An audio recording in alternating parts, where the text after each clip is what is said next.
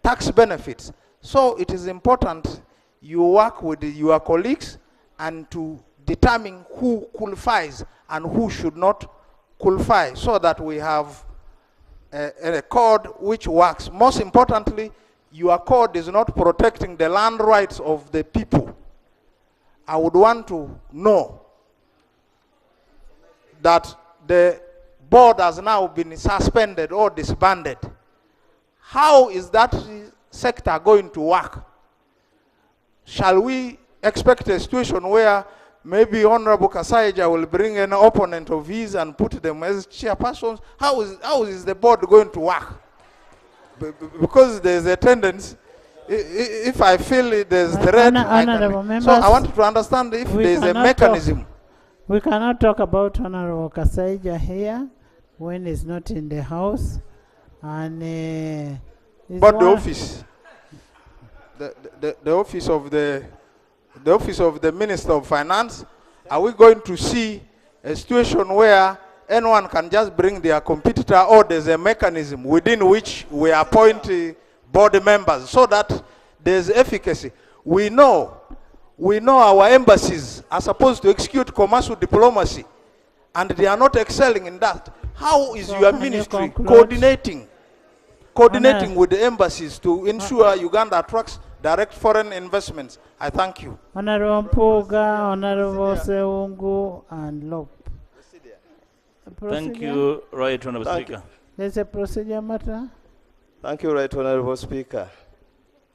Right Honorable Speaker, with due respect to your earlier ruling, yesterday you stayed the debate on this report after its presentation, awaiting the responsible minister to be in the house before members can talk about investment issues in their constituencies. Because investment is an engine. It was not in their constituencies, it was in regard to the audit findings.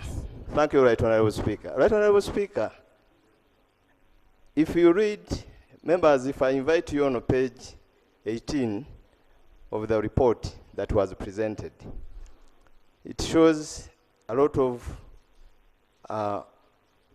uncompleted projects. If you read the 5-year strategic investment plan, it talks about investment in domestic investment, that was domestic investment in about US 1 billion shillings. That looking at what we have, the journey that we have traveled. What is the procedure matter? Right Honorable Speaker, the procedural issue that I'm trying to raise is that, is it procedurally not right for members to be given an opportunity to have issues of investment before we consider closure of debate on this matter? Right Honorable Speaker. But the rules of procedure that we have dictate that the Prime Minister's time is at 4. It is you who made these rules. I would allow you even to debate this up to around 5, 6 months, the Prime Minister's time. We can continue after. Yes, Honorable Mpuga. Just one. Thank you, Right Honorable Speaker. 1 minute. I have 2 brief issues. One is to inform the Honorable Minister that the land in Masaka was offered. We are still hunting rats. It is there. Come and clear it for investment. The second issue, Right Honorable Speaker, I have a direct pecuniary interest under Rule 94. The Minister is aware that local investors are mistreated. In Namamve, I have a citizen that has over 10 acres because they're both government land and private land. The so-called investors have parceled out land. Honorable Charity, it seems Honorable Alion was sitting next to you. Yes. So Alanyo should change the location.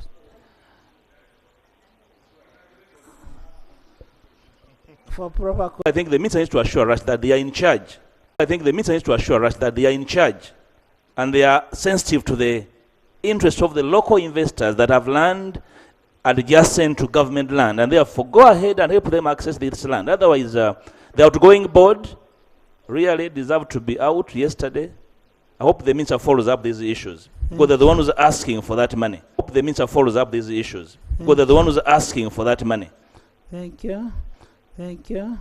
Acting law of yesterday. Thank you, Madam Speaker. Madam Speaker, through to the Minister, I want her to know that the reason why the Speaker preferred this debate today when you are around, yet even yesterday we are supposed to be around, is because there are a lot of accountability issues and gray areas in your department and your ministry under your authority. For example, just to take attention of on page 8 alone, 31 billion, 31.5 was spent on activities to be done sampled, and almost nothing is done. For example, design, construction, and build of access roads, drainage, and sewage plant at somewhere else behind the schedule. When you go to the second one, that is in Bali. When you go to design and construction of a sewage treatment plant, all this, no sign of starting any activity, yet money was released. Then, when you go to the industrial parks, it's almost a white elephant. What is shown here, Madam Minister, your accounting officer must be behind the bars by now. And if not, with you.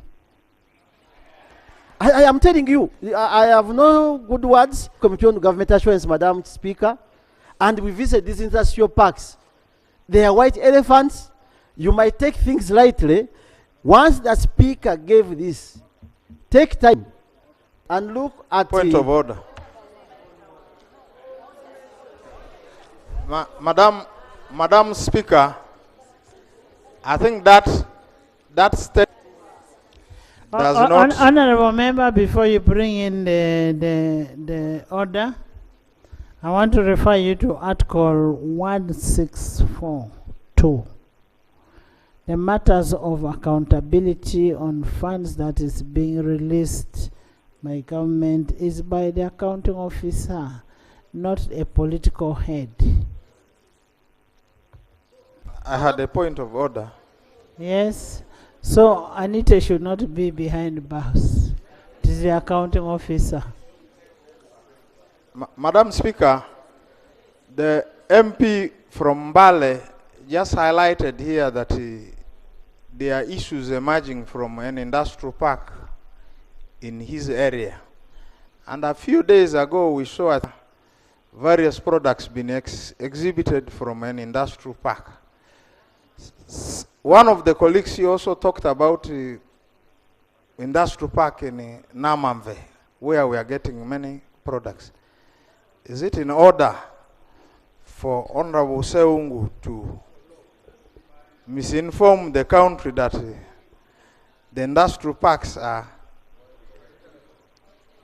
completely a white elephant when there is evidence that something is being done? I think the kind of checking government must be informed and based on facts. This is what I would want to invite my colleagues. Honorable members, the industrial parks.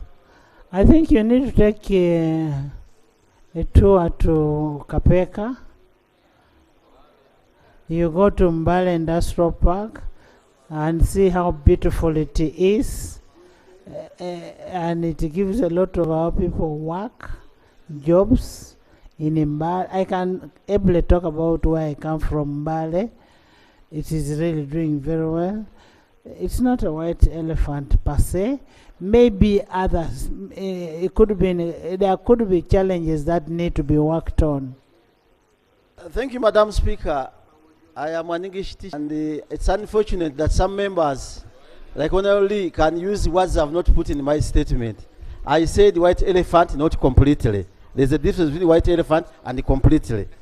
But Madam Speaker, leaving that aside, political responsibility can make you go behind the bars. We had the Honorable Mukula My best friend, one of my good friends from Teso region, he once went to prison, and when I think he passed on while he's still around. These people were arrested and taken to a prison because of political responsibility. And that one, you will not run away from it. But Madam Speaker, why I was talking about industrial parks, I want to complete my as from our law yesterday. There is a report, and it will come on this floor, Madam Speaker, from the Committee on Government Assurances, talking about industrial parks. The moment that report is tabled here, you will believe what I'm saying. There's one word saying the industrial parks are performing and the beneficiaries are not benefiting from them. Those two things are different. You might put them in place, put everything in newspapers, but the values intended to be given to the people who are going to work in them when they are nowhere to be seen. So when we are talking to the Minister of Investment, Honorable Anita, whom we came together here, and now an ex-official here, we are requesting, take time and read this report in depth. Look at the accountability issues here and do something with your accounting office. That's why the Speaker again has supported my submission on Article 164. Otherwise, and he's also talking of an aspect of locals. He's talking an aspect of locals being denied denied on an opportunity to be in those areas. I conclude, don't expect any cosmetics from me. As LOP, I'm giving you realities. As Thank you very former much. LOP.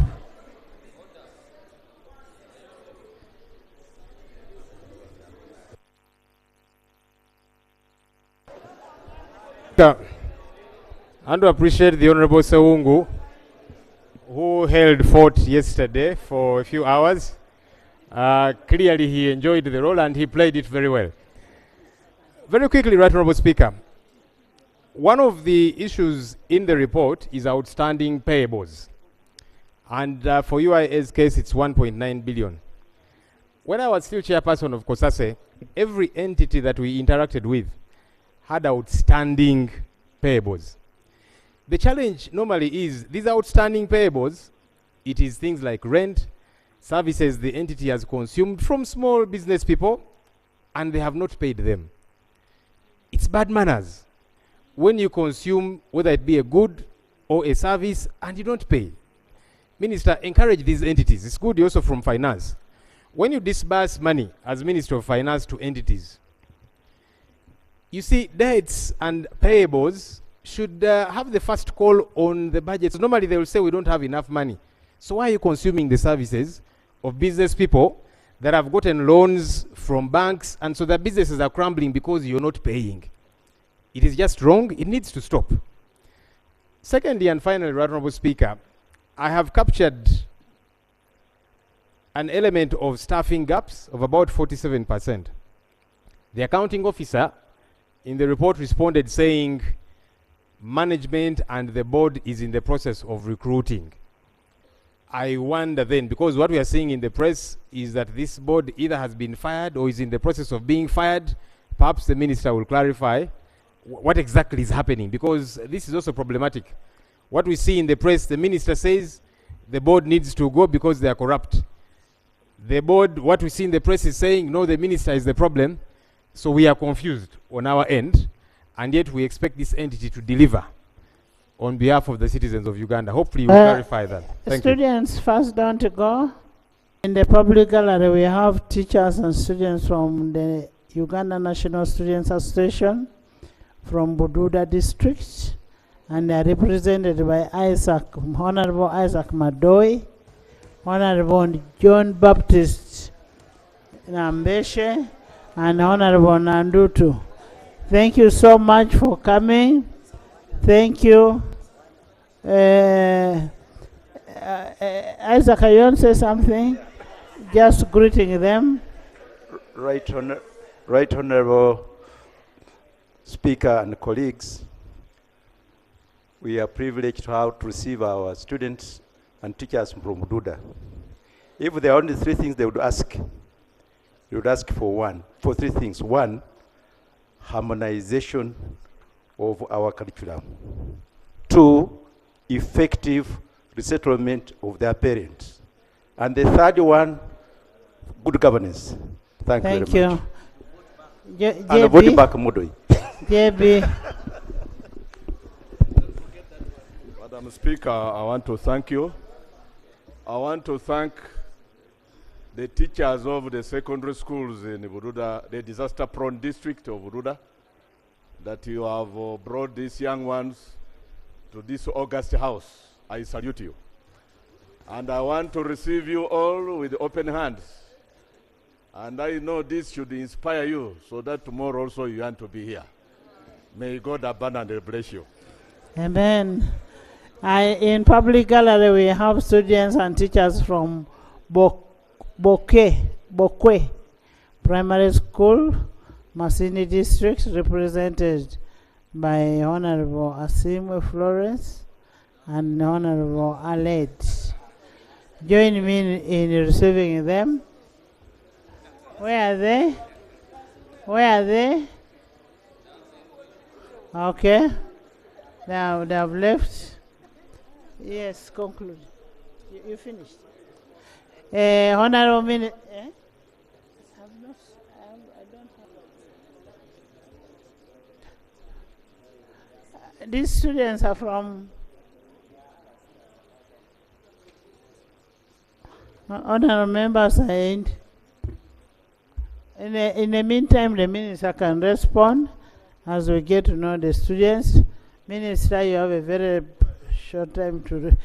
Minister, you also need to talk about the waiver. Whom do you give a waiver? Do you only give the waiver to the ready people or to everybody? In the public gallery this afternoon, we have pupils and teachers from St. Catherine Junior School located in Mukono Municipality. Mukono Municipality, and those ones went. And then we have teachers and students from Yesu Akwagala School from Kalungu. They are represented by Honorable Gonzaga Ungu and Honorable Sechindi. Is the acting former Love Ugrit. Join me in receiving them. Wave to them. Thank you, Madam Speaker. Even behind, the ladies are behind. Thank you, Madam Speaker. I thank you for the good precedent. I also welcome my fellow teachers from Yesa Kwagala, Chamuliwa. Here I am deliberating. Thank you very much. And you will take the explanation back home how you have seen me here. God bless you. Thank you. Honorable members, can we hear from the minister? Thank you very much, Madam Speaker. Madam Speaker and honorable colleagues, I want to first of all thank the committee for the report that they have presented to the House that has led to the questions that has come from my colleagues. I want to thank you for all your questions. The questions are very valid. I have just been asking myself, should I be a diplomat or be a candidate and be Anite? But I realized that I have to be myself. There is no way I can pretend about the facts. And I want to say that I am going to say everything, and whatever I say is true. You can hold me to them. First of all, I agree with the recommendations of the committee entirely.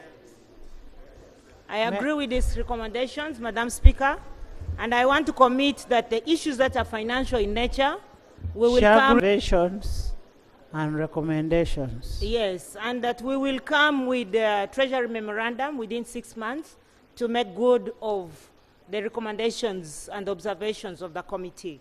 Yes. And now to the issues that my colleagues have raised. I'll start with the first person who raised it, Honorable Karim. Honorable Karim, you said, why was Mbale left out? I want to make it very clear to you that Mbale was not left out.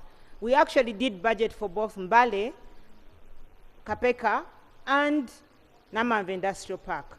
The challenge was cash flow challenges. That's why we've not even released the money for the 2 industrial parks, Mbale and Kapeka. However, for Namanve Industrial Park, that was a loan that was appropriated or approved by Parliament of Uganda, and the money is available. But I'll speak later to that project, since there was a question to that extent. You asked the question of the renovation of the one-stop center. Their challenge has been cash flow, that we did budget as Parliament, but we did not get the exact release for the one-stop center in Mbale. You and in the Mbale Industrial Park. Madam Speaker, I want to just bring information as far as the concession of Mbale Industrial Park is concerned, that this is one investor called Mr. Paul Zhang. Paul Zhang came in this country as an industrialist, and his first industries are in Mbalala, an area called Mbalala around Mukono. And Mr. Paul Zhang came to government of Uganda, went to His Excellency the President of the Republic of Uganda, and requested that he should be allocated the 600 in Mbale. And so the President directed the relevant ministry, which is Ministry of Finance, and my ministry as well, working with the Attorney General's office, we signed an agreement of leasing the 619 acres to Mr. Paul Zhang. The understanding and the condition is that government provides infrastructure for the industrial park, but Mr. Paul Zhang will have to travel abroad and attract investors in that park. That, your Right Honorable Speaker, that park was land that government acquired from Bugisu Cooperative Union, and we paid money for it. However, the land was encroached, and there were squatters there. They were planting my sweet potatoes and maize, among other things that they were planting on that land for almost 10 years, until government got Mr. Paul Zhang, who has now established 50 factories in that industrial park. And Madam Speaker, I thank you very much for recognizing the efforts of the industrialists in that industrial park. And Madam Speaker, so therefore there is no land for giving out to any investor in that place. We have leased it out for a period of 5 years until the investor fails, and I want to say that he's on time. He has not failed, and we're having the 50 factories there, and he's on a steady progress. Madam Speaker, I want to continue to the next question. Failure to access the industrial park. Of course, it has been privatized. Government leased that entire land, so you cannot just wake up in your house and walk into that industrial park. The public land is that one of Namanve Industrial Park that you can wake up and walk into. Honorable Betty asked the question that land at Namanve, the only land for NFA, that also government wants to take it away. Honorable Betty, I want to give you assurance that that is not going to happen under my watch, because I believe in protecting our environment, and so does the President of the Republic of Uganda believe in protecting the environment. We shall not take that forest land.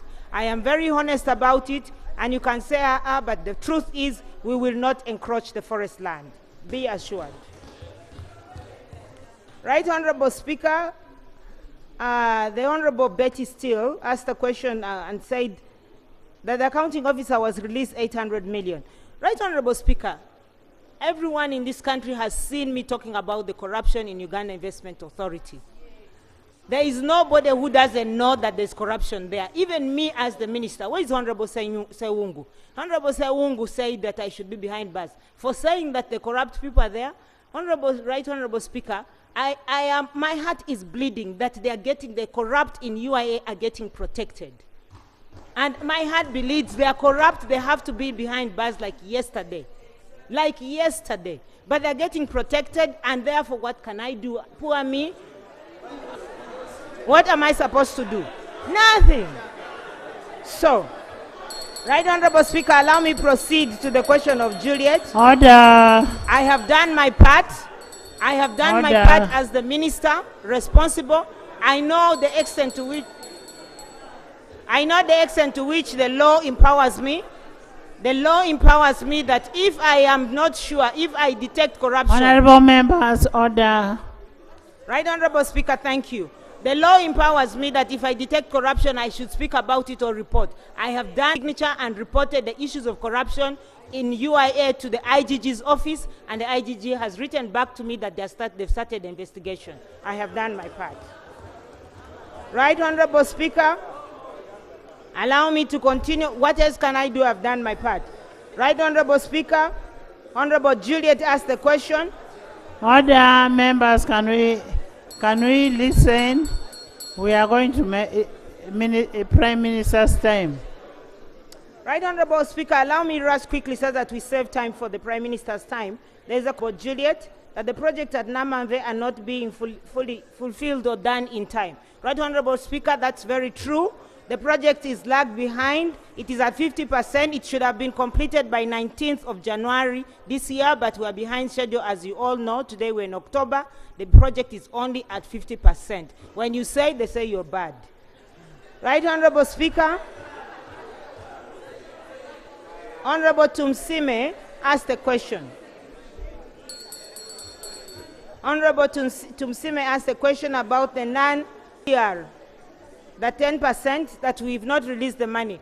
Right, Honorable Speaker, on that point, I agree with the committee's recommendation and the observation. Dr. Atim, Honorable Dr. Atim, that we appropriated cash budget and they did not spend the money. I also agree with the recommendation that the accounting officer should be held responsible. Yes, because you did your part and released the money, but the money was not actually utilized. And the Speaker, you did allude to that fact.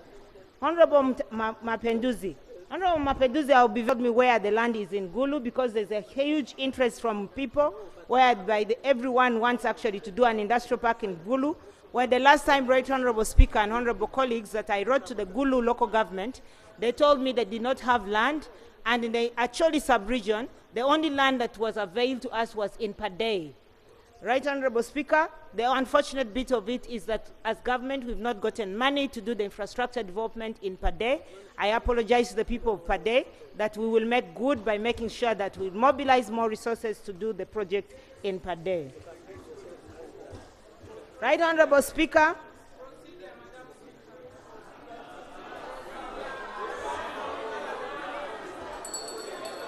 Can you finish? Finish. Thank you very much, Right Honorable Speaker.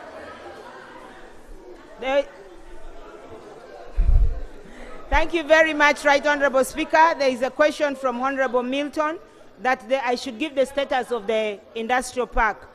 And Honorable Milton is talking about the land in Iganga.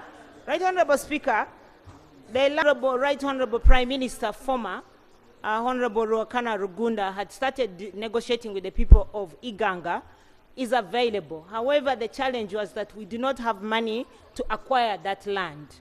To that extent, His Excellency, the President of the Republic of Uganda, guided that we must go to areas where people can make local government land in their districts available free of charge. And Right Honorable Speaker, I want to report that when we wrote to the local governments, I actually personally did it and went to the land mobilization. We were able to get 28 locations in the 18 zones of Uganda, at least every zone. And I want to thank the MP for Masaka, because for me, I was looking at a nationalistic character, regardless of the political party. I reached out to the leader of opposition, and the former leader of opposition made land available in Masaka. And I want to give him the assurance that we will surely develop that land. Honorable Pius Honorable Pius said in Hoima district, the land has been available, but there are people who, government officials. Honorable Pius, if you can just tell us the government officials who are actually, you can even come and tell me in secrecy. You might be fearing. I will read their names out, because I need to know who is in government, who is actually taking this land. Because the truth is, Right Honorable Speaker, in Hoima, the truth of the matter is that is the oil region, and we want to develop that industrial park. Honorable Ibanda, the Fort Portal municipality land, we got into Barole, and it's for the Fort Portal region. It has a wrangle between Ministry of Finance, Uganda Investment Authority, and Ministry of Agriculture, especially Naro. We have been wanting to solve the issue. I reached out to my senior colleague, Honorable Frank Tumwebaze, and we are working on how to get the case out of court, because the former MP dragged us to court, and we want to resolve that matter. At least we get it. Now the matter is in the hands of the Attorney General, and the Attorney General is here. Honorable Moses Aleper, that UIA has spent a lot of money acquiring land. Honorable Aleper, allow me to educate you that we have not done that. The land that we have gotten from the people has been free of charge. Honorable Tinker, Honorable said promote industrialization growth in industrial areas, the people sell land. This is the corruption. It is true. Today you saw my senior colleague, Honorable Matia Kasaija, summarily dismissed the leader of opposition, the current leader of opposition, by the way, congratulations, said that, yeah, because I did not see you. So, Right Honorable Speaker, the truth of the matter is that Honorable Matia Kasaija decided to do the action he took today of summarily dismissing the board because there was sale of land, resale, double allocation, mismanagement, complete total mismanagement, and he thought the power that you gave to him through the act empowered him that he can actually remove, and that is in Article number 5. And so he dismissed and is appointing a new board. Honorable Amos, UIA should enter into an MOU with the local government. Right, Honorable Speaker, we take that argument, that discussion, because His Excellency the President had guided us that we must work with the local governments to make land available, such that we don't limit growth in your local government areas. We want industrialization to happen everywhere in Uganda, such that you can, even in Zimbabwe, you make land available regardless of the commander. If you have land available, my job as the Minister of Investment is to encourage Ugandans and also ask foreigners to come and put their money in that land. We don't want to discriminate the growth of Uganda and say we should concentrate development in only the capital city. We want it to happen in every local government, and I'm happy to work with the local governments. Honorable Agnes, you have raised the point and said government has given more incentive to foreign investors. This point, Madam Speaker, I wanted to tell my colleagues that the incentives that you hear us talk about are actually given by law. And there's nobody in this land, other than the Parliament of Uganda, that has the mandate to make the law. So the incentives that we have, that we talk about, is what you have given us to talk about. But if really now the need is that we must heap more incentives to the Ugandan investors, we will come back here and then you will amend the Investment Code Act, and then we put more incentives to the Ugandan investors. But as it is, I cannot work outside the law to prevent the will of Parliament that I respect and give the incentives. So what we are working is... Madam Speaker, I'm only left with 3 questions and I'll be sitting down. What type of industrialist should be attracted and in which particular area? And who is an investor? Madam Speaker, you cracked a joke and you said, is it the person who is colored or anyone? Who is red? You actually say the person is red. No. Right, Honorable Speaker, an investor is defined by law, and it is this Parliament that defined. For a local investor, you should have an investment license, and for you to qualify to have an investment license, you should have $150,000 US minimum.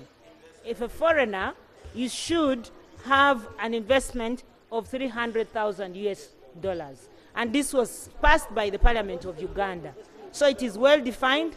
The question that Honorable Lee raised and said he sees so many people, colored people, who go into their villages and are there and setting soaps. Right, Honorable Speaker, my response to that answer, that question, is that investors are defined. If you see anybody doing trade, you ask Honorable Bahati, that is under trade, Minister of Trade, not Minister of Investment. I don't actually agree that they should go and do petty trade. So, and Minister of Immigration, how did they come in our country? And why are they there? Who gave them the trading license? Those are the questions you ask from Ministry of Trade and Internal Affairs. Right, Honorable Speaker, I agree with the question Honorable Lee asked about the 26th. No, that my ministry is actually contributing to 2.9 trillion loss. Right, Honorable Speaker, I want to educate my friend that the investment only industrialization, please if you can't distract, please let me talk to him.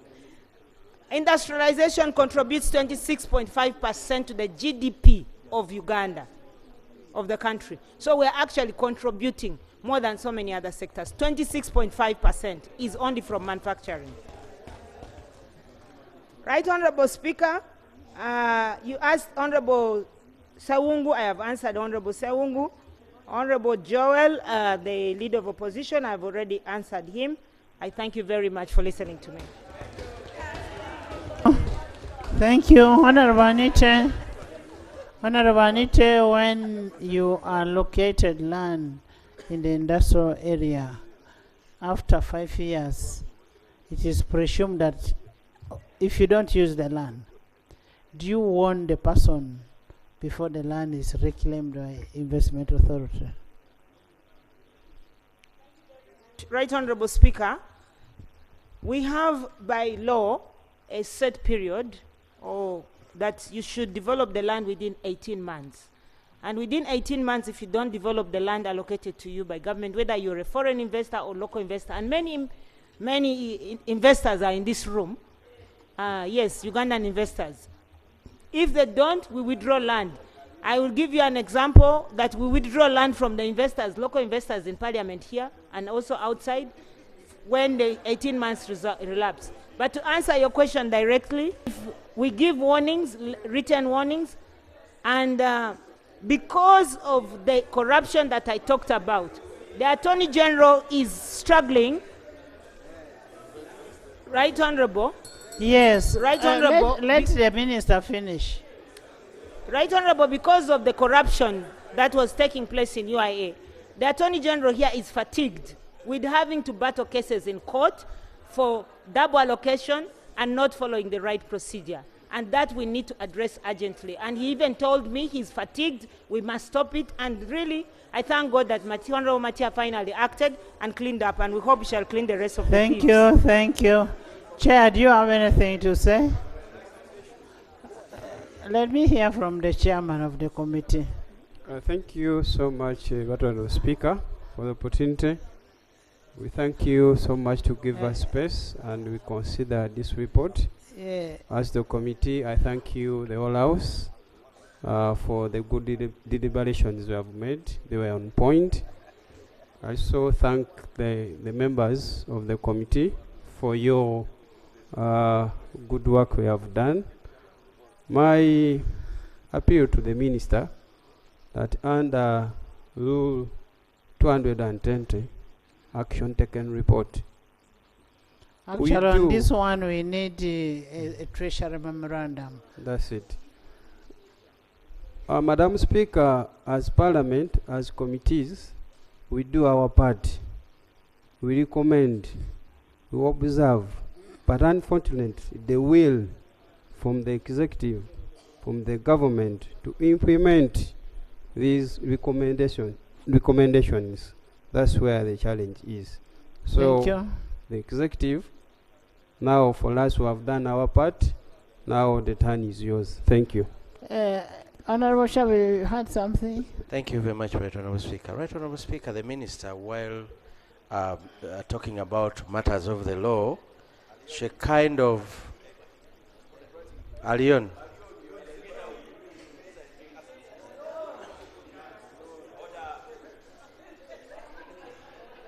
Right Honorable Speaker, the Minister indicated that she's working with the existing law. But while she was indicating that, she hinted that there are loopholes within the law. And the people, the person who brings laws for Parliament to amend are ministers here. So I wanted to hear from her, Madam Speaker. When is she coming with the amendment of the Investment Code Act or whichever law that needs to be made so that Ugandans are part and a part of these benefits, incentives, and everything? So when are you coming back with the amendments? And maybe we need to just cite one loophole in one in one section that needs to be amended. Yes, Honorable.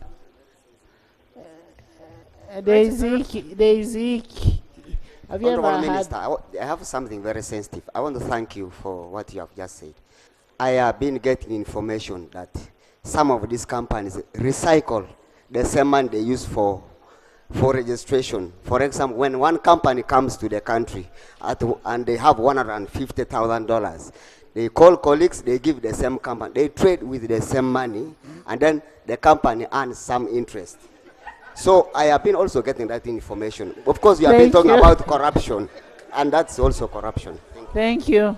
Yes, Honorable Anite. Thank you, Right Honorable Speaker. Right Honorable Speaker, the information that Honorable Member of Parliament from Iki is giving, I'm hearing it for the first time, but I would not dismiss it. I will have to talk to him and investigate and follow it closely. Then you asked me about the law. The memorandum, we would bring it for sure. And then the law, we had started the process of amending the law. Our focus was to close bribery and corruption in the investment area, and that was our focus. But now members have interest and will process and amend the law so that we increase more incentives for the local investors. When do we expect the amendments? Right Honorable, we were so advanced. Maybe I consult the AG, just briefly.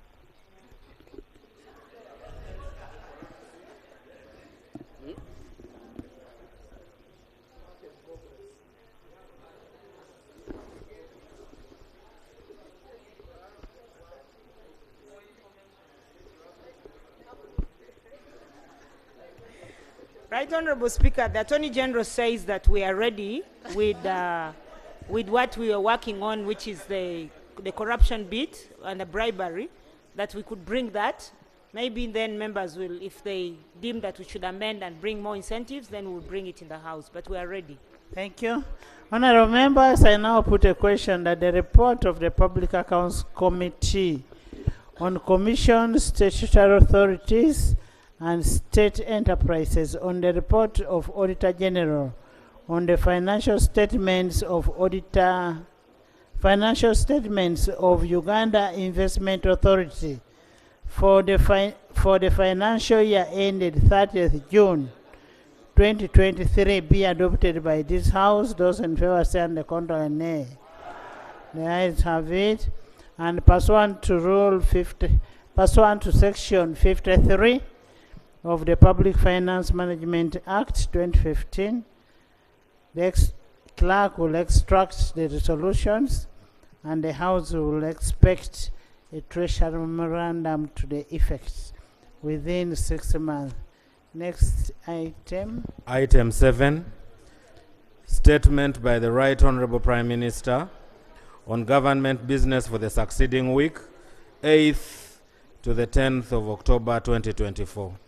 Honorable members, in the public gallery we have teachers and pupils from Divine Way Nursery and Primary School, that is Chigulu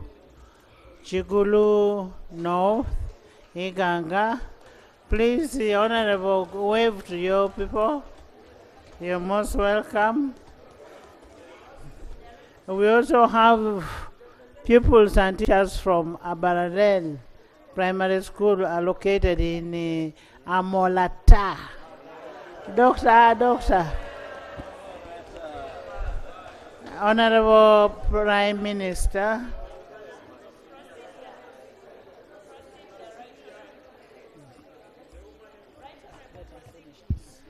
Right Honorable Speaker and honorable members, I move under Rule 28 of our Rules of Procedure. Under which rule? To present succeeding week. Number 1, the Minister for Presidency will present a statement on the commemoration of the National Independence Day. Right Honorable Speaker, the Minister of Agriculture, Animal Industry and Fisheries will present a statement on the commemoration of the World Food Day slated for 16th October 2024. That Honorable Speaker, there will be a statement by the Minister of Education and Sports on the commemoration of the World Teachers' Day. That Honorable Speaker and honorable members, the Minister of ICT and National Guidance will present a report on the progress of the implementation of the National Data Transmission Backbone Infrastructure Project by NITAU, funded by China Exim Bank and World Bank, and the detail of areas earmarked to benefit in the next phase of the project. That Honorable Speaker, I beg to submit. Thank you so much, Prime Minister.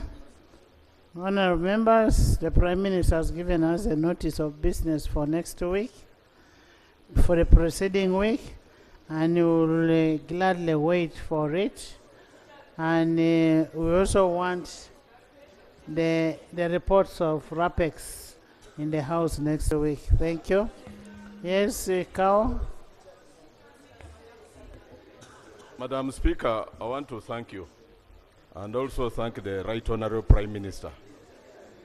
She has dutifully submitted this business over the succeeding week. Week in, week out. But Madam Speaker, it has become a ritual. I have keenly gone through all the items of the businesses of the succeeding weeks. And it is hardly enforced, it is hardly implemented. One time, even one of those was a bill which was given for the succeeding week, but it took 2 years. The animal feeds bill. Madam Speaker, it is a ritual. It has become a ritual. As I give my colleague info, let me conclude this point, and then you come in. Madam Speaker, this kind of practice undermines the integrity of this House. Because the Right Honorable Prime Minister might be taking it for granted, taking the House for a ride. Moreover, this is serious business which should feature and get space on the order paper of the preceding week. Please. Honorable Kao, let's give the Prime Minister a benefit of doubt. I'm on the floor. Let's give the Prime Minister a benefit of doubt to bring in the preceding week, and she will bring it. I believe in Majigere. She's going to bring it. Next item. But procedure. Item 8 procedure. On the order paper. Procedure. Prime Minister's procedure. time. Procedure. Next. Prime Minister's time. Procedure. Honorable members. It is related. Honorable members. Honorable members. Can we have the next item? Next it is related to the previous. It is okay. You will bring it. Good, and the members are allowed. You will bring it. There is bad faith. Prime Minister. Prime Minister. Prime Minister.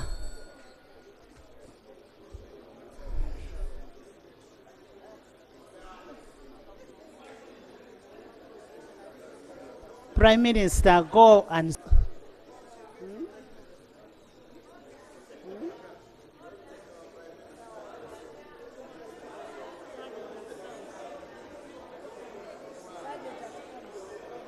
Sergeant. Prime Minister, can I have you on the floor?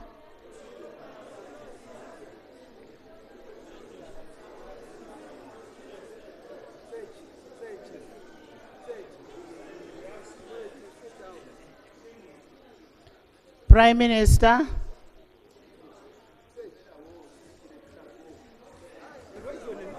A member gives way. Which way? Prime Minister. But a member has given way. But this is not her parliament. Prime Minister. Prime Minister.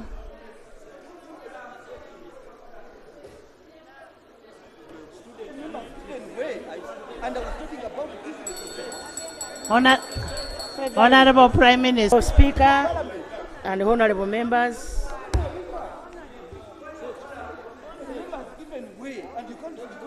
Right Honorable Speaker. Because you are biased. What do you fear?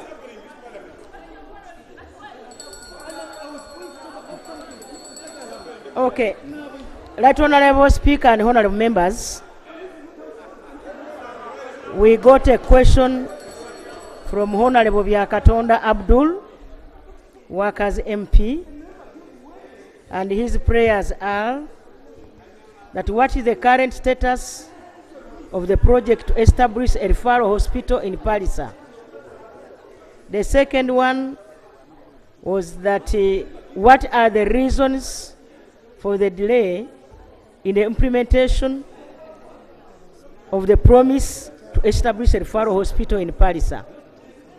The third question, Right Honorable Speaker, is that what are the specific timelines and milestones set by the Ministry of Health for the commencement. Honorable members, listen.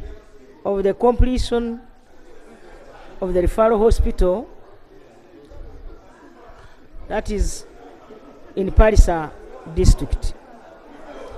That Honorable Speaker and honorable members, my response is... Honorable members, I want you kindly to listen to the Prime Minister. Whoever wants to do accountability, please, let's listen to the Prime Minister. And I want to assure you, no amount of intimidation will move me away from my jolly mood. And I will not suspend anybody. If you want suspension, nobody will be suspended. Go ahead.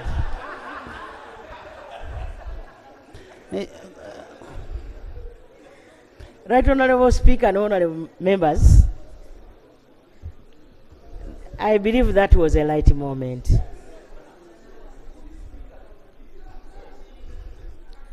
Right Honorable Speaker, my response to Honorable Byakatonda Abdul's question are as follows. That government is not aware of any specific project aimed at establishing a referral hospital in Palisa. Currently, Right Honorable Speaker, this time my responses are voluminous, so I request that you allow me to summarize. Yes, please do. Let me go to question 2. Since members are going to read.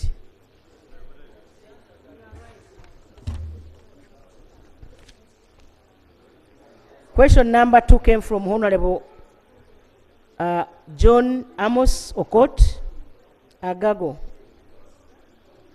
His prayer is that what are government plans to fence Kidepo National Park to mitigate elephant invasion in areas around the national park. Right Honorable Speaker and honorable members, despite concerted efforts aimed at preserving and managing elephants within Kidepo Valley National Park, incidents involving straying elephants and conflicts between human and elephants are on rise. This trend is primarily linked to the availability of resources that influence seasonal movement. The speaker naturally migrate in search of water and food. And in Kidepo, the scarcity of pasture and water, especially during dry periods, exacerbates the situation. This inherent behavior can result in heightened elephant activity on the community lands at specific times of the year. That Honorable Speaker, investing in electric fencing for our protected areas is the only conservation measure, but a step towards safeguarding our national heritage and ensuring sustainable development and the well-being of our community. That Honorable Speaker, electric fencing has been identified, like I've already told you, as a highly effective measure in mitigating these challenges, because it serves as a deterrent to both wildlife straying into human settlements and unauthorized human entry into protected areas.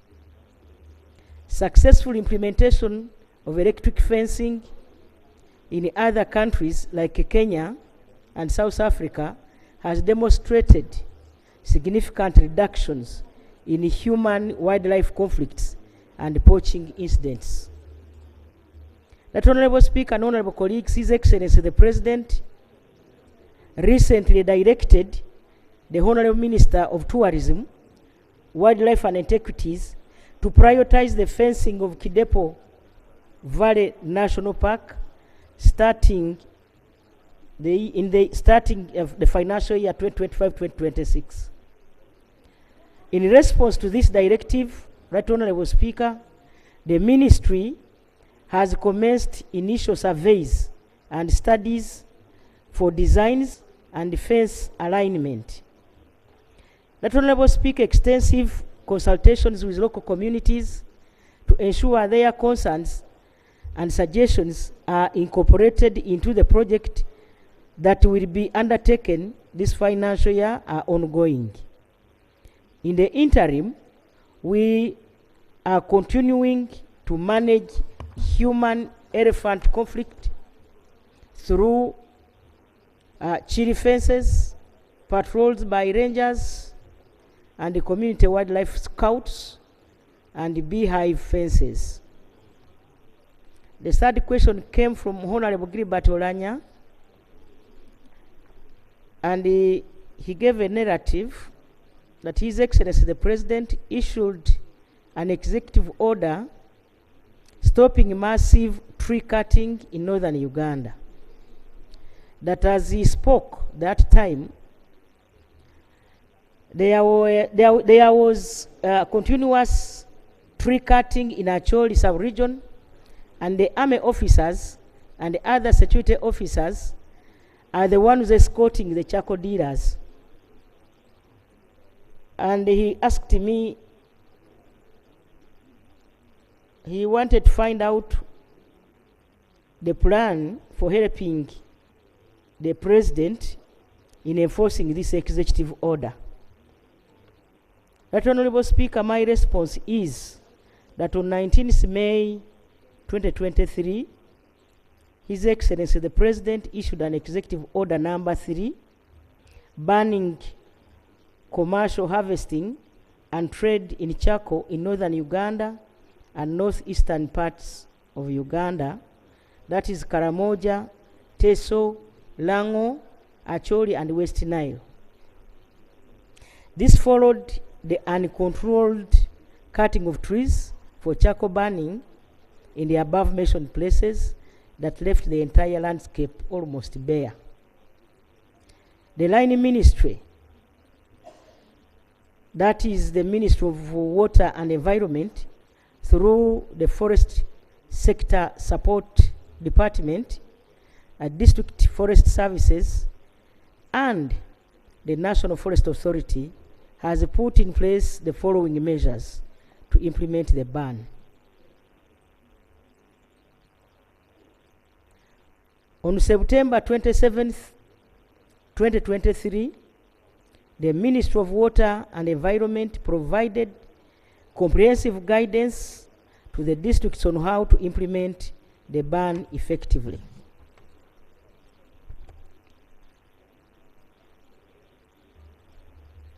Number 2, we stepped up enforcement. Number 3, there was awareness campaign which was intensified. Number 4, engagement with Uganda Revenue Authority. Number 5, withdrawal of the forest products movement permits. Number 6, the criminal justice system. That Honorable Speaker and honorable members, while significant progress has been made, challenges persist. And this includes impunity among some illegal traders, community corrosion, logistical difficulties in enforcement, and the need for greater public support. Nonetheless, the government remains committed to addressing these issues through the ongoing engagements, capacity building, and resource mobilization. Right Honorable Speaker and colleagues, government remains dedicated to implementing HE, the President's Order Number 3 on the ban of charcoal from northern Uganda. The question number 4 came from Honorable Achai Juliet, Member of Parliament in Ngora.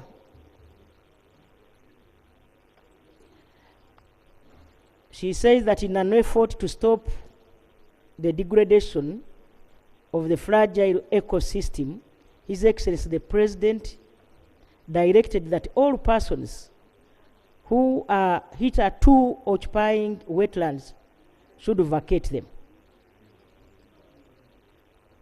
And that the people of Ajukai, Komoro, Agure, Atot, and those other villages in Ngora County appreciate environmental concerns and are willing to obey the presidential directive and stop cultivating in wetlands. However, for a long time now, their livelihoods has been revolving around the wetlands, and as such, the directive is likely to render them vulnerable and destitute. And her prayer is that can government immediately find an alternative means of survival for the affected persons. That Honorable Speaker and Honorable Government has promoted 3 interventions, including restoration and management of the 936 hectares of degraded Agu wetland in Agu Adwarat sub-county and associated Odwarat, that one, Odwarat sub-county and associated catchments, improved agricultural practices, and providing alternative livelihood options in the wetland catchment, and strengthening access to weather and early warning information targeting local communities. In appreciating of the commitment by Ngora local government, the Minister of Water and Environment has provided alternative livelihoods.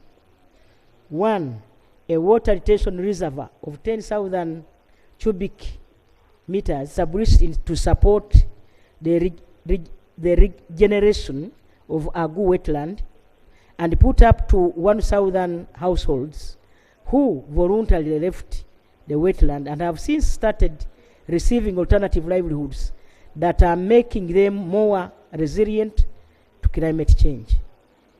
The Ministry of Water and Environment, Right Honorable Speaker, also constructed 5 fish ponds and stocked them.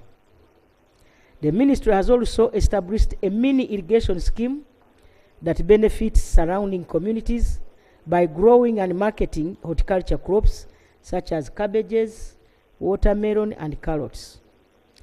Communities in Agu were also provided with the following alternative livelihood benefits as listed below.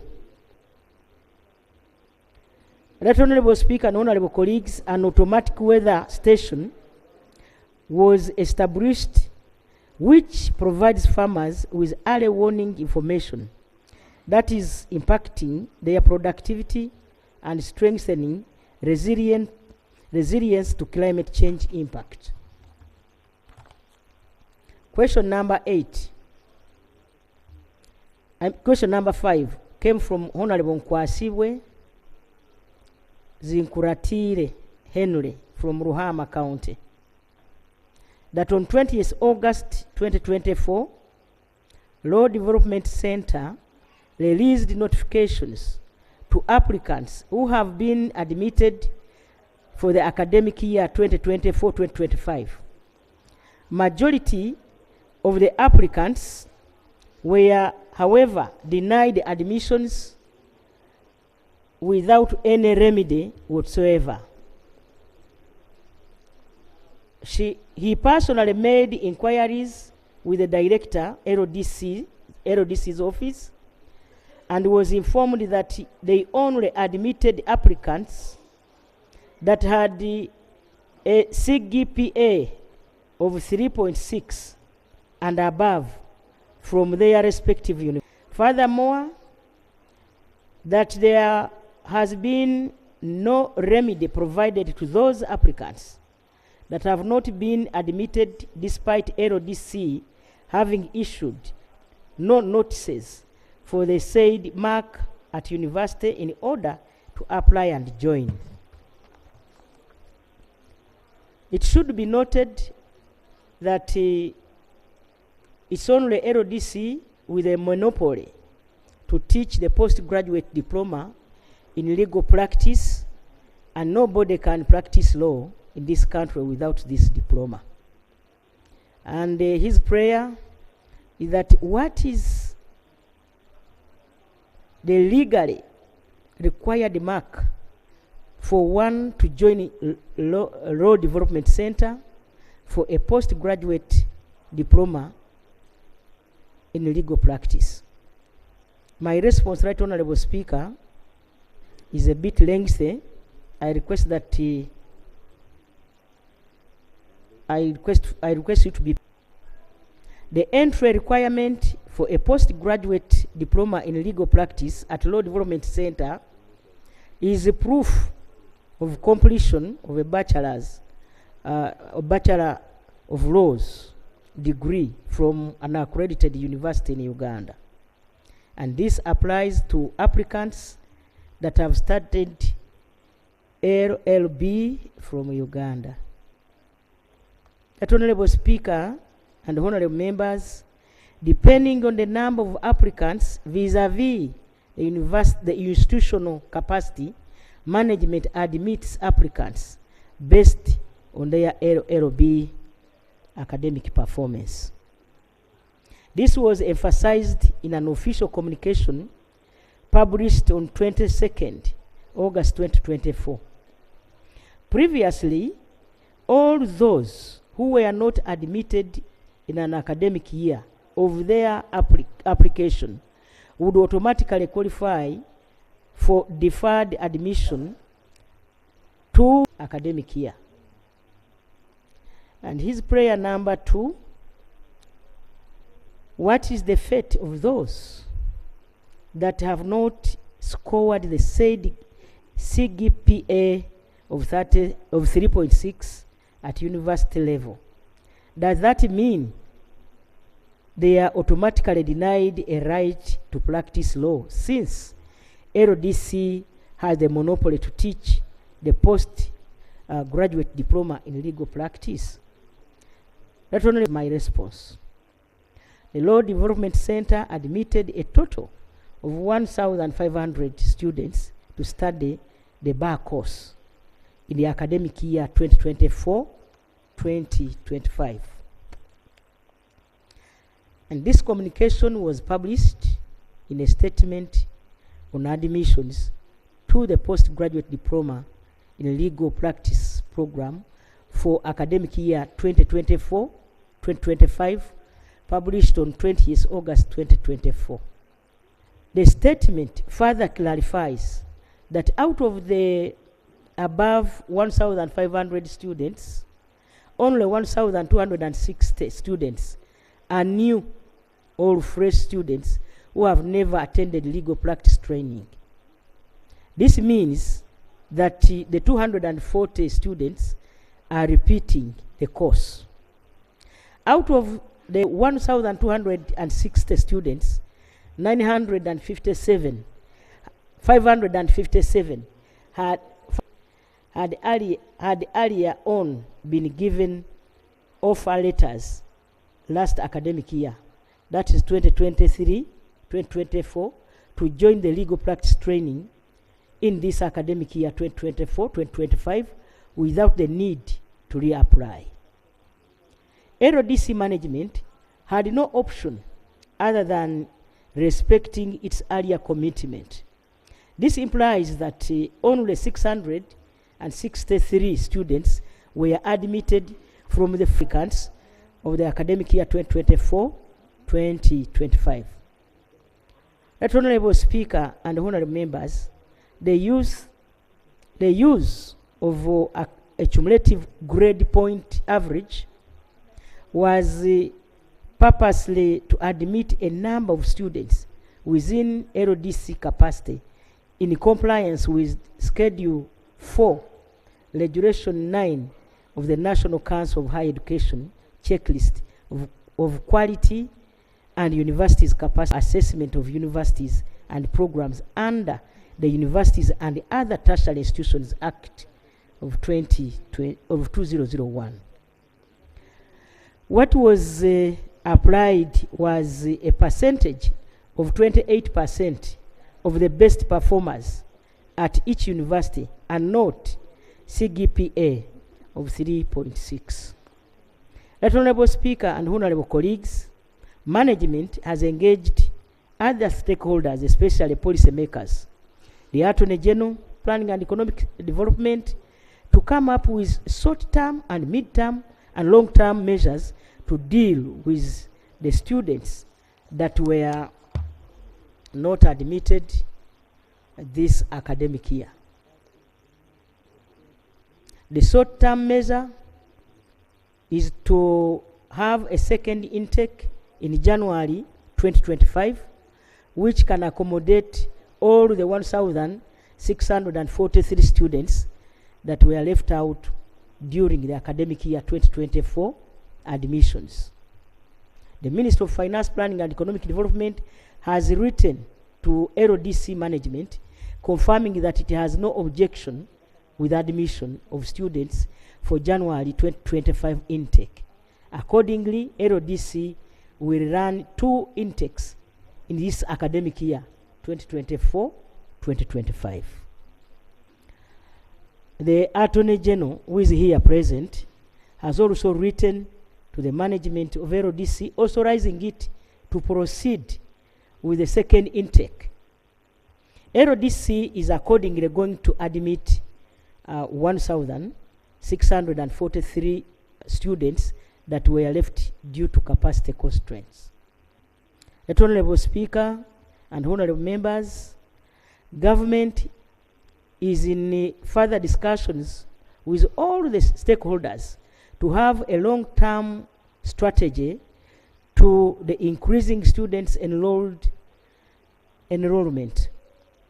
LDC and Law Council are planning to hold a national stakeholders conference on legal education to inform the strategic direction for the future of legal education and training in Uganda to address the limitations of LDC in light of the growth in numbers of those who wish to study and practice law. Prayer number 3 of the honorable member is that how can LDC account for the funds that these applicants have paid as application fees? They have been unfairly denied admissions. My response, Right Honorable Speaker and honorable colleagues, is that LDC as an institution does not receive any application fees from students. All the payments are received by government through Uganda Revenue Authority, and as an institution, LDC does not have any account where it accesses the application fee. This fee goes directly to the consolidated fund. Besides the above, application fee is a non-refundable fee used to facilitate the admission process. This was done through this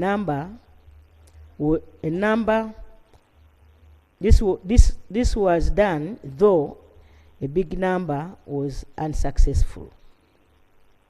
The fee therefore applied to its use and cannot be refunded. Payment of an application fee is not a guarantee for admission.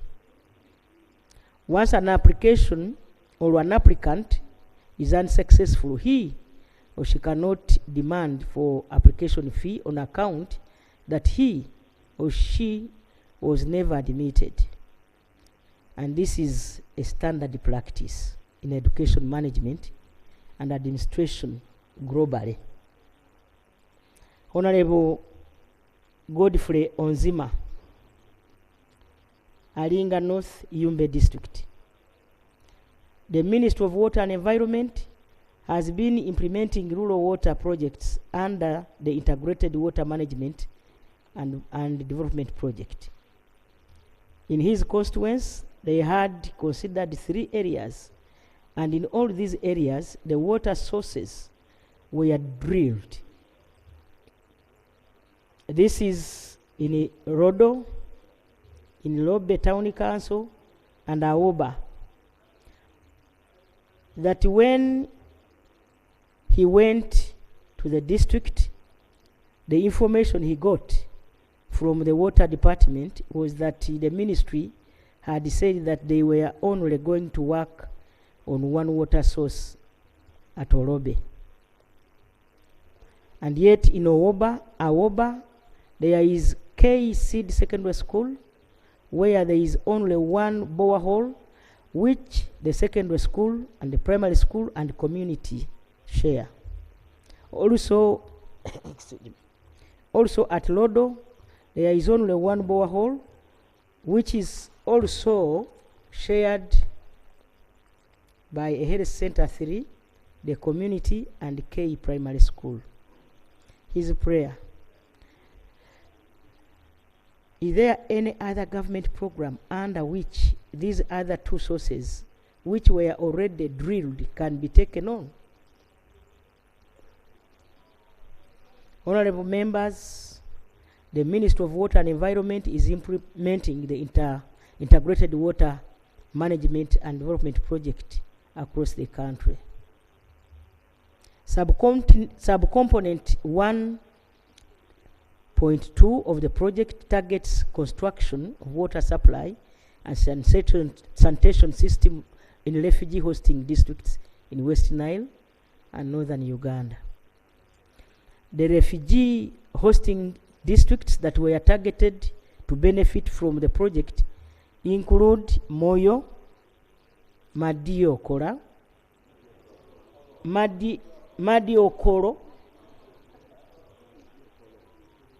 Terego, Yumbe, Ajumani, and Lamu in West Nile, and Kiriandongo district in Midwestern. A total of 6 solar-powered water supply systems in 6 rural growth centers of Aoba, Rodo, Goboro, Lomunga, Lobe, and Nyori were planned to be constructed in Yumbe district. Furthermore, a Nyao gravity flow scheme will cover part of Aliwa sub-county, including Zone 5 of Bidibidi refugee settlement.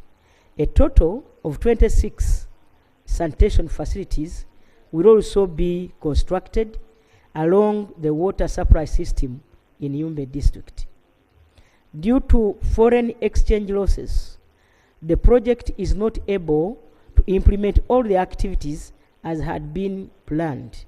Furthermore, and detailed engineering designs have recommended the inclusion of water treatment processes due to the quality of the underground water that required full-scale conventional treatment that was not envisioned at the project proposal. The inclusion of the water treatment processes ultimately made the system more costly as compared to the planned cost. As a result of these changes, the project had to be reprioritized by reducing a number of systems to be implemented across the project districts to match the available resources. The water supply system that were ultimately chosen for implementation are those that provided the highest impact. I mean, those with high yielding borehole sources and covering large populations.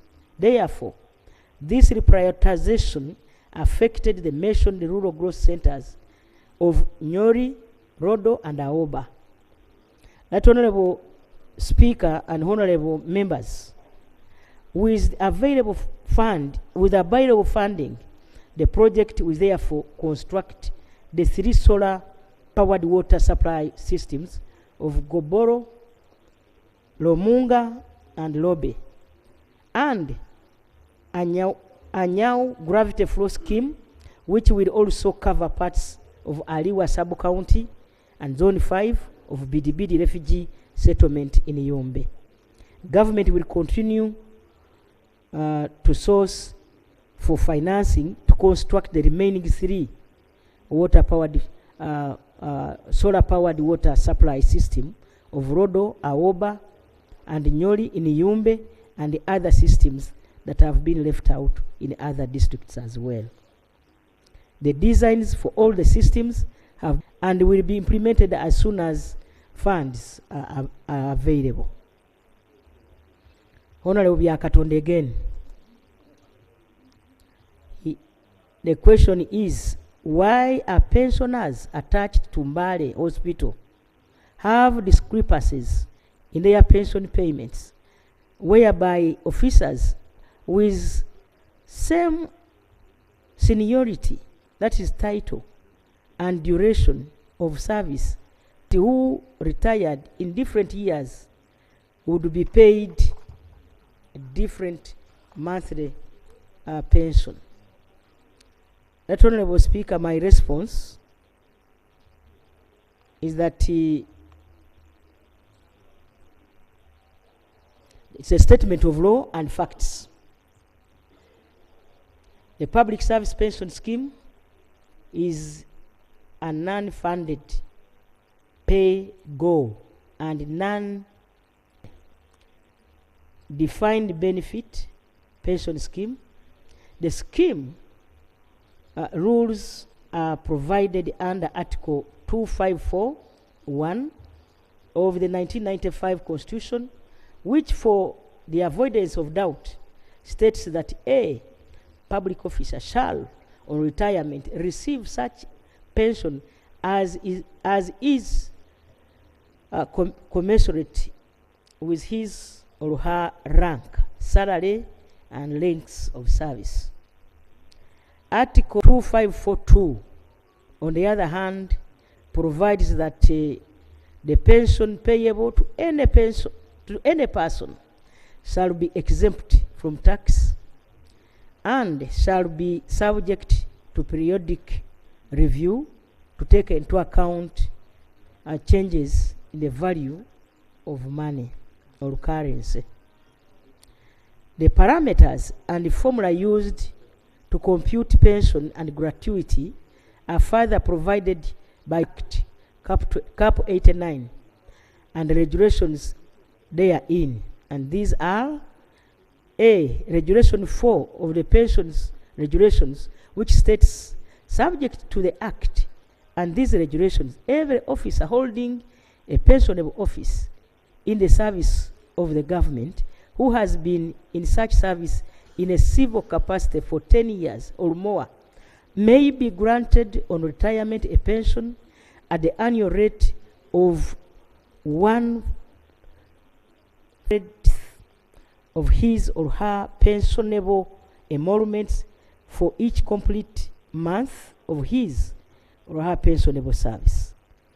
B. Regulation 18 provides the general rule as to qualifying the service and the pensionable service and specifically considers the pensionable service to include the period of appointment to a pensionable officer, to the period of retirement under pensionable circumstances. Right Honorable Speaker, I request that members go through all that. Let me go to the last question. From Honorable Rwamwaka Kasarin, Omoro District. Rwamwaka.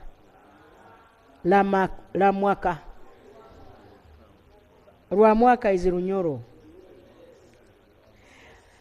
On the state production in northern Uganda, the northern region has just started growing coffee as a value chain enterprise with the advocacy and sensitization by His Excellency the President in the region on the 4-acre model. But the Ministry of Agriculture has stopped distribution of seedlings to the farmers this year. The demand for seedlings and readiness of farmers is being frustrated by of accessing seedlings. Her prayer, what strategy and assurance can the Ministry of Agriculture give to bring on board coffee farmers in the northern region, particularly Acholi sub-region and Lango, that have just rolled on coffee farming? That Honorable Speaker, my response is that government is currently implementing the parish development model, whose adoption brought along a policy shift from the hereto distribution of inputs to farmers to now farmers acquiring inputs on their own with support from loans obtained from the parish-based circles financed by government grant. The strategy under PDM is to push funds into the parish-based circles from where farmers can borrow and acquire inputs of the selected enterprises. Right Honorable Speaker, government continues to support existing new potential farmers across the country, and in particular the coffee growing districts of northern Uganda, through ensuring availability of quality seedlings through certification of nursery operators. There are currently 14 certified nursery operators spread across the districts of northern Uganda. Farmers have been encouraged to buy coffee seedlings.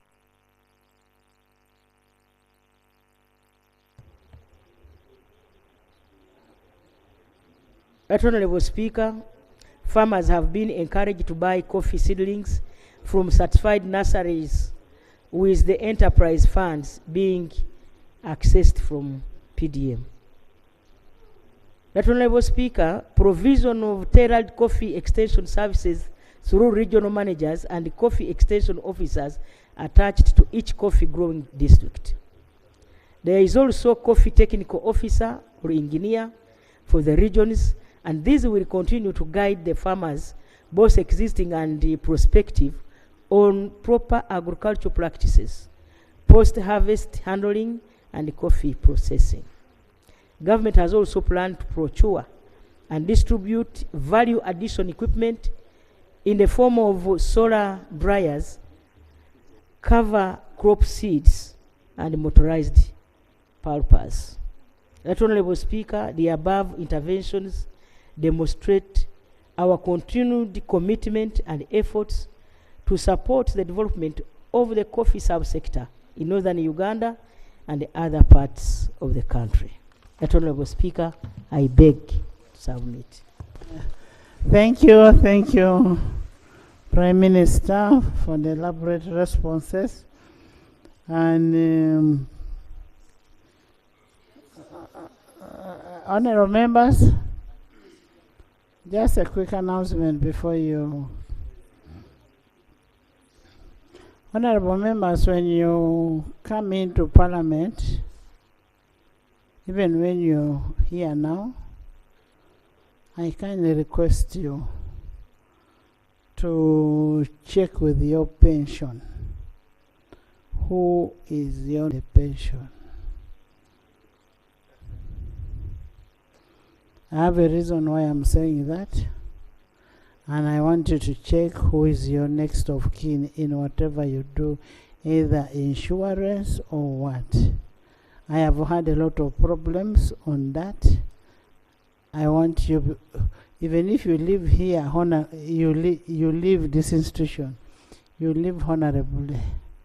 Other people should not be the ones to benefit from what you have struggled for. So you must go and check whom by mistake, you could have by mistake somebody else. By mistake, you could have put somebody else. So it is time for a reflection now. I am serious about this. That is number one. Number two, this is the Parliament of Uganda, where we expect decorum and respect for each other. But I also want to thank government that we put National Theatre near.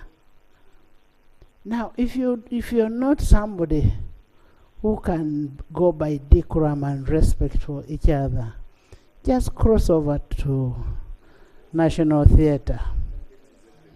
It is always open 24/7. Number three, when you go out there and you're given something, don't come and do accountability and playing to the gallery.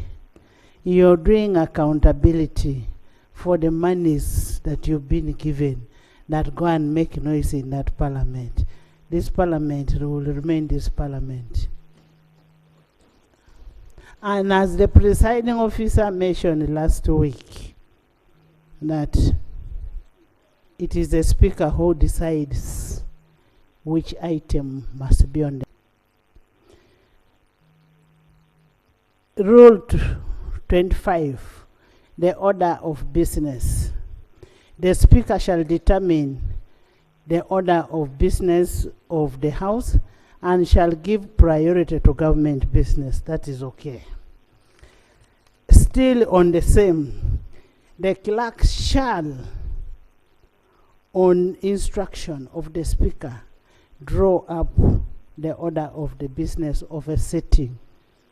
I am just reminding this House, what court has passed shall never see this order paper. Shall never see the order paper.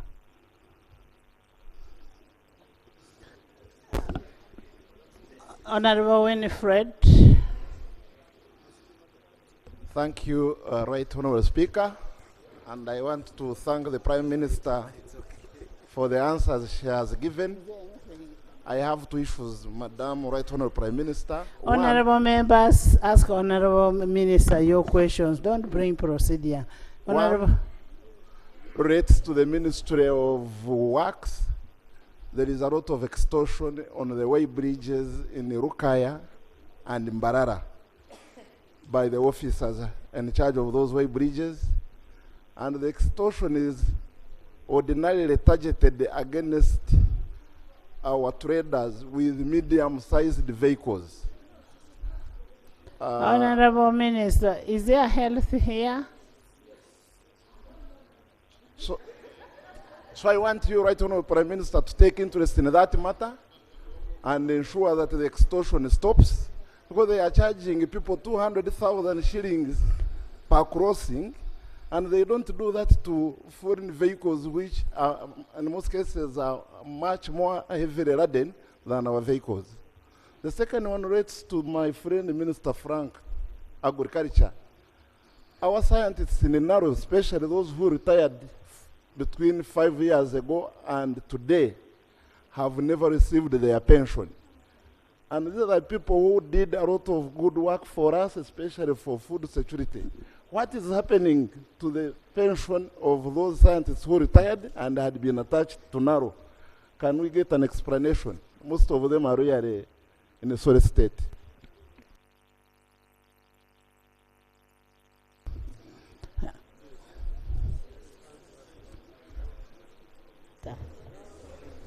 Right Honorable Speaker and honorable members, I have taken note of the member's question, and I promise that if there are officers who are extorting our people, they will be prosecuted. We only need evidence. You know how serious these days government is, especially me. We shall handle those thieves squarely.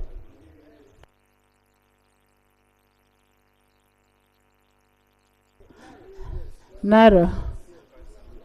Honorable Minister Frank.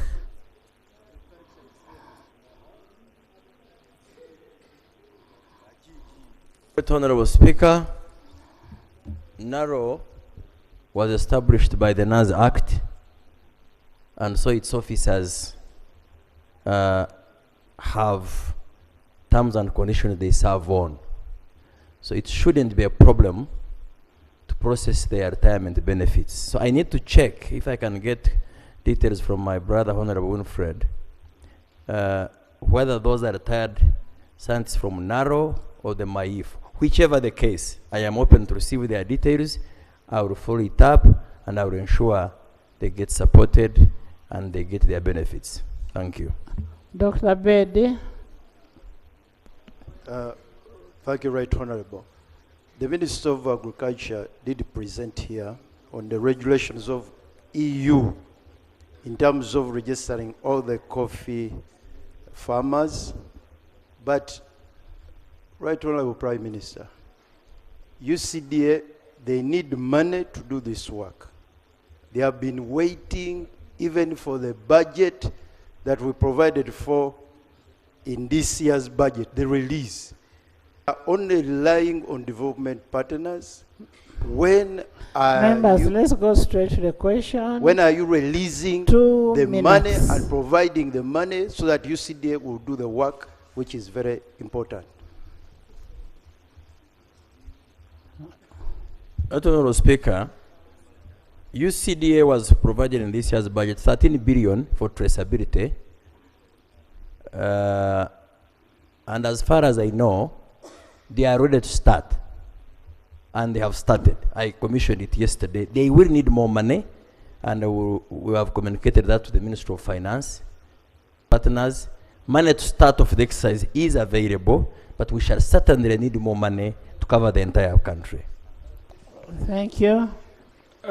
Thank you, Right Honorable Speaker. Right Honorable Prime Minister, Kalisizo Hospital, the District Referral Hospital of Chota District has not had a functional X-ray since 2019. That matter, I brought it up here last year, and the Minister of Health had promised that the X-ray would come. Until now, there's no X-ray. Issue number 2, we are aware that the activity on Sango Bay land is on, but compensations for our people has not started. So when are the compensations going to start, Prime Minister? Thank you. Right Honorable Speaker and honorable members, I have been to Kalisizo Hospital myself, and I truly saw that the X-ray is not functional. The Ministry of Health brought in some equipment, and I believe the Minister will answer whether Kalisizo is one of those that will benefit. Sango Bay, Right Honorable Speaker and honorable members, the compensation has a bit delayed because of lack of funds. However, directed that we get money from a certain source, which source is going to give us money probably next week, and the compensation will be done. However, we request that the farmers, because some of them are now entering into the project area, we request you to prevail over our farmers. They are going to be compensated, but let them allow the investor to start planting, because his seedlings are outgrowing, which is not good for our economy. Thank you so much. Susan. Thank you very much, Right Honorable Speaker. Mine is about the delayed compensation of the palm oil projected persons who gave in their land 10 years back, and up to now they have not been paid. Right Honorable Speaker, these people do not have food, do not have shelter, neither can they get school fees for their children because their land was their investment. And also, the other issue is still about the palm oil project, that in the memorandum of understanding with the palm outgrowers, they said they will be giving them maintenance fee. And up to now, they have not done anything. And these people are now in loans. And yet, early this year, on 4th April, the President gave a directive to the Minister of Finance in collaboration with the Minister of Agriculture to make sure that these people get paid, and also ensure that the maintenance fees are released. Can you get commitment as people of Uvuma? As of when shall these people get their money? When shall maintenance fee be released to the outgrower farmers? Thank you. We need a commitment from government and an update. Yes. And also, they should consider time frame. Yes. Thank you, Right Honorable Speaker. It is related that on the expansion of the road Busunju to Hoima, some people gave in their land titles, and for 8 years the land titles have never been brought back. So we are requesting for when UNRA will return the land titles, if in any case they are still safe. I thank you. Thank you. Right Honorable Speaker, when I was coming to from Chankwan's recently, I was stopped by some of those people. So the answer is UNRA was directed by me before your question to make sure that they give me an update where these land titles are and why our people have not yet been compensated despite them taking their titles. I already got that from the community, and I want to promise that next week I will have an answer for you, Honorable Member.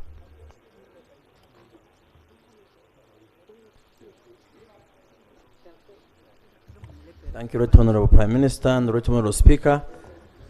Madam Speaker, it is true the President directed the Minister of Finance to prepare money for this compensation.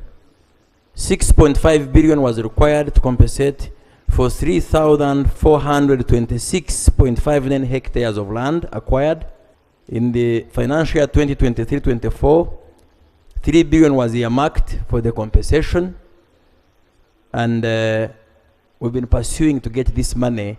As soon as it's available, we shall pay it out. It's an issue of money delays, Right Honorable. And land is known, that is available. I beg that we tell the people to be patient. We will have them compensated. They've been verified. Thank you, Honorable Naume. Naume, then Moses. Thank you so much, Madam Speaker. Madam Speaker, it is coming to about 9 months now when the government put an animal quarantine because of foot and mouth disease, specifically in my constituency, which is in Ntungamo district. So the whole of Ntungamo district is under quarantine. Madam Speaker, the government, I thank the government, they have given us vaccines and they have vaccinated all the animals. I walked all my constituency because people actually depend on animals. There is no foot and mouth disease but the markets have been closed completely. People cannot sell their animals. They have to pay school fees. They depend literally on animals. May I know why these markets cannot be opened and yet people have vaccinated? Secondly, Madam Speaker, we have been hit very badly by hailstorm, particularly in my constituency, Kaina Ward, and in Rwahid Wentobo, and many other villages. Actually, it swept all the onions, and our people depend on those onions, mainly in a place called Rwahid, those who know those areas. May we, and even Kaina Primary School, which is a government school, all the roof was swept off by the wind.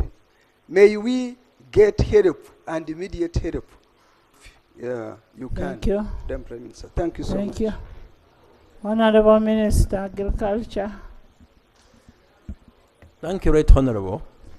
The question of FMD quarantine is a district case by case. We have sent out vaccines to those affected districts.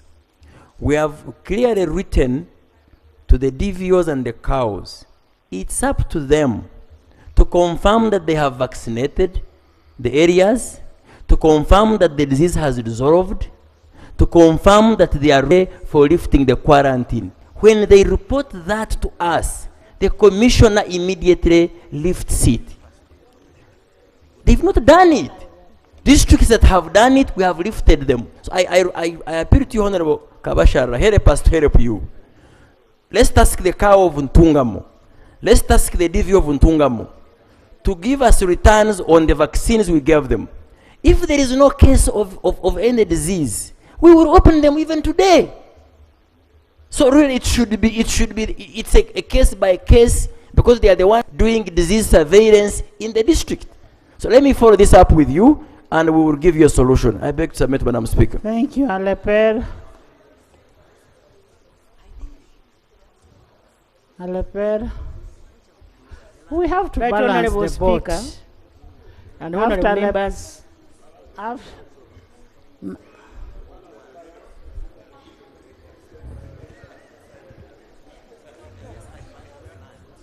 Right Honorable Speaker and honorable members, I have heard the minister's answer, but I wanted him to also take a note that some of our officials are corrupt. There is a way they benefit from the canteen. Quarantine. Quarantine. And so I want to direct him to pick up this matter. He goes to Ntungamo, so you can establish whether they are not playing around with our people's incomes. Because I am told that there are those who benefit from this these restrictions. Prime Minister, I'm also told some parents failed to take children to school because they could not go and sell the cows because of the same thing. So it has an effect. Now, I wanted to request Honorable Kabasharira. I've been to Ntungamo many times with you. Our people are affected by that flood. And many other areas, by the way. The other day you saw the MP talking about Kakumiro. I request that I think we need to look for a way of you people reaching my office. Because there are so many requests, so that we can now have a comprehensive way of handling these disasters. There are those we cannot manage because the money is limited. So that we can see those that are actually in need, other than waiting for questions here. I operate an open door policy. Whichever member of parliament comes to my office, it's only today that I was delegated and I missed the members from West Nile. But it is only that I was delegated by the president. Today we released the census, the 2024 census results. So I was presiding over that function. Madam, I request even other members that your people should not wait when they have issues. the chief administrative officer, all the district disaster committee gets a letter, because that's what we follow. We send there our technical people and give support to our people. Thank you so much. Thank you.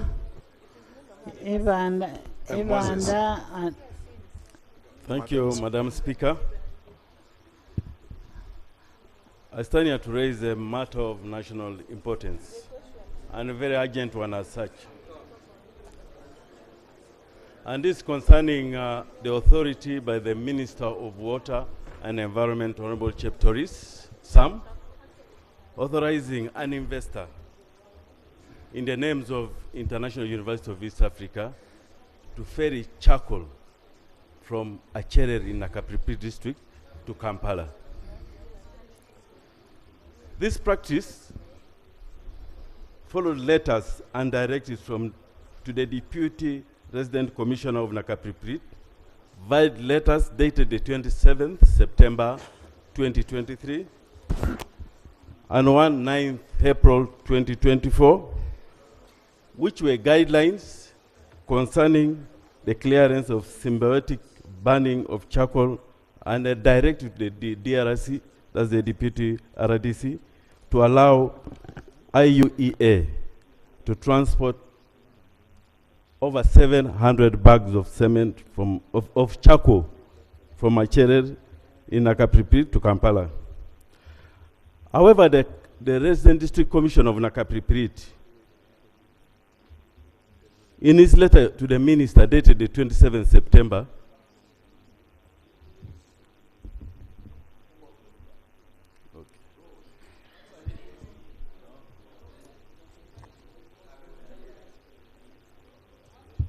yeah, thank you.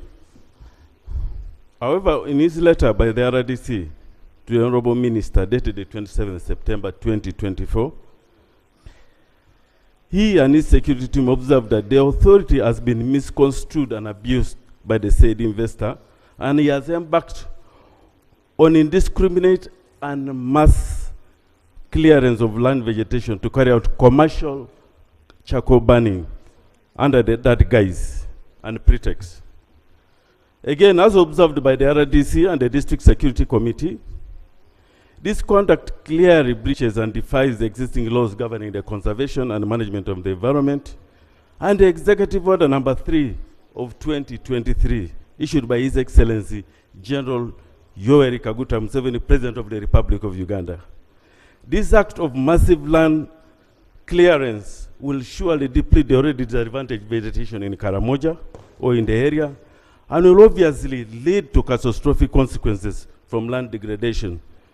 And this will be evident with these current climate change challenges confronting the world.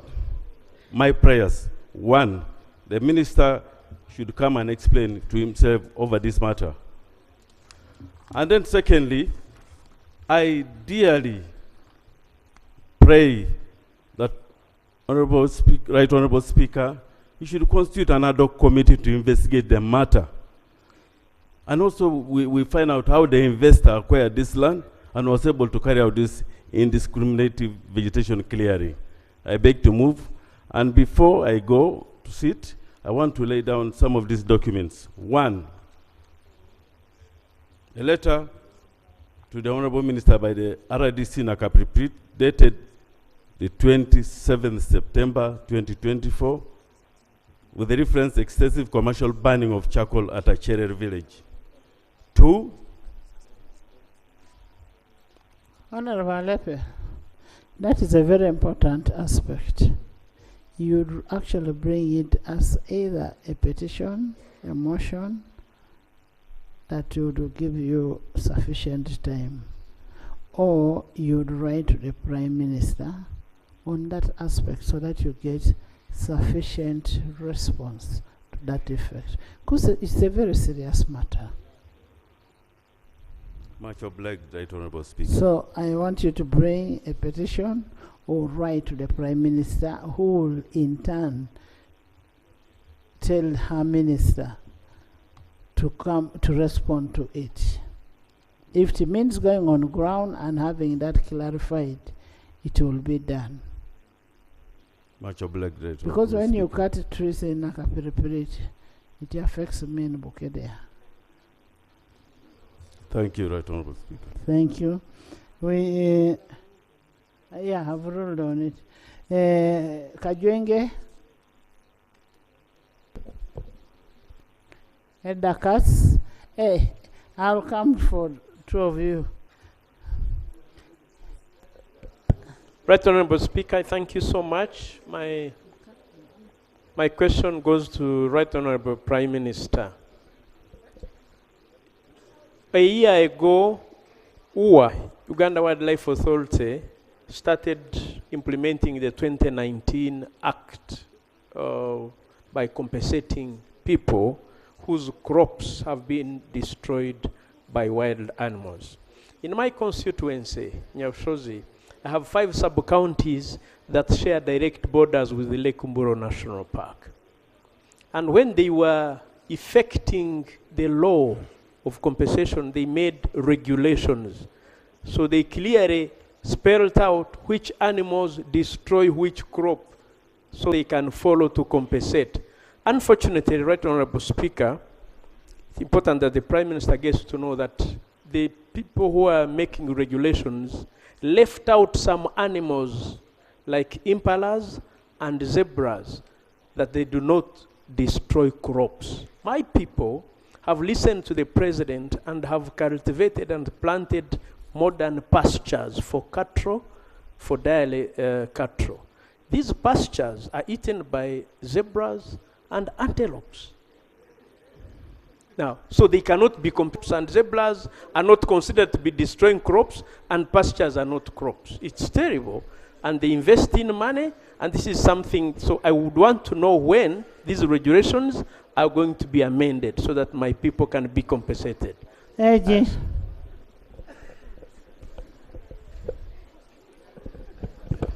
Thank you, Right Honorable Speaker.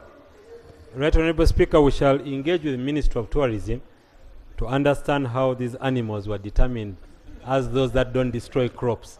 But I think it may have been an oversight. And we shall broaden it and correct the regulation as quickly as possible. Thank you. Thank you. Edakas, Ivanda, Kites. Thank you, Madam Speaker. Thank you for giving me an opportunity. Madam Speaker, allow me address my urgent question to the Right Honorable Prime Minister. Madam Speaker, there are traders from Kaberaido who trade in cattle. Ever since the directive that affects Balalo was instituted, these traders have always been affected. It should be noted that there are no Balalo in Kaberemaido. Kaberemaido also happens to be in eastern Uganda. We happen to use the gate from Zengebe